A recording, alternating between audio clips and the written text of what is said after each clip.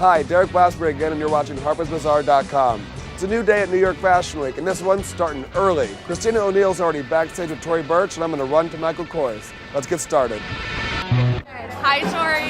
How are you doing? You should be so proud. The collection looks amazing. Can you tell us a little bit about your inspiration? You know, it was about this whole idea of elegant sportswear, and so we called it Elegance 14. Obviously, a little bit of 70s infused. Yeah, I love the orange. It feels really fresh to see such citrusy colors. It's fun to wear, actually. What are your thoughts on the show? She's been doing for a number of years now some really smart things with fashion. Today she had a lot of 70s references, and she had lots of icots, her normal prints, lots of color. And I love that pinstripe suit.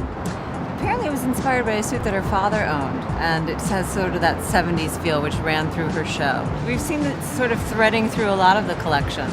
Well, that's what I like about what Tory Burch does. She can take an element like the 70s, but distill it in her own TB world. Absolutely, very well put. She has lots of colors, lots of prints, lots of mixing, lots of femininity, and a lot of trends. And some ruffles. And some ruffles. All at once. All in one collection. Our love affair with Americana fashion continued at old Michael Kors, didn't it? It's always a pleasure to be in that seat.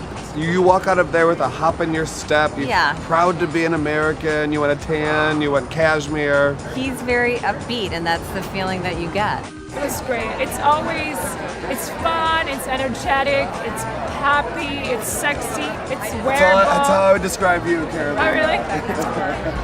Well, here we are Here we are. with Michael, the man, the legend. Let's talk about what we just saw. When I think about luxury in today's world, well, it's time, it's space, and it's nature. I always think it's, like the luxury of having this garden in New York. I'd kill for a garden. I walk out the door and, I've got peonies and hydrangeas. So I really wanted to play on, the whole attitude also of home. Taking a coat and taking all the structure out of it and making it a robe. Pajamas, but they happen to be beaded and you're wearing them with a cashmere sweatshirt. Your evening dress feels like a t-shirt, but you wear it with flip-flops. Right. That whole easiness, no high heels, no black. Right. Banish all of this kind of, I call it the warrior bitch. Right. We've just seen so many girls dressed up like that. So I just wanted that whole kind of relaxed but luxurious vibe. And last but not least, let's talk about Proenza Schouler. What were your thoughts on that show? I think that it was a really strong show, and everybody left it very excited that they'd seen something new and fresh for the week with a new message and something that was innovative. They took something that's considered very lady, like boucle, but they updated it in a way that made it really modern and cool. So are all these downtown girls going to have to dress up a little bit? They have to start taking showers and washing their hair?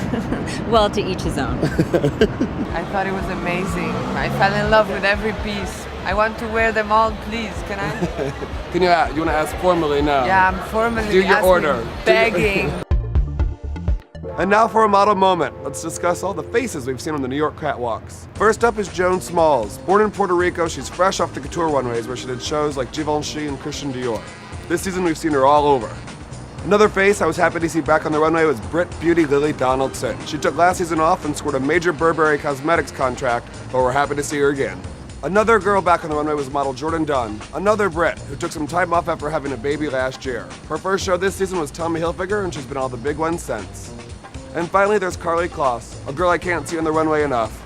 She's from St. Louis, like me, and has a trademark walk at 18 years of age. Not bad, Carly. Well, thanks for joining us, Anna Maria. My pleasure, as always. We're gonna call it a night. Tomorrow's the last day of New York Fashion Week. It's finally here, and we'll be there.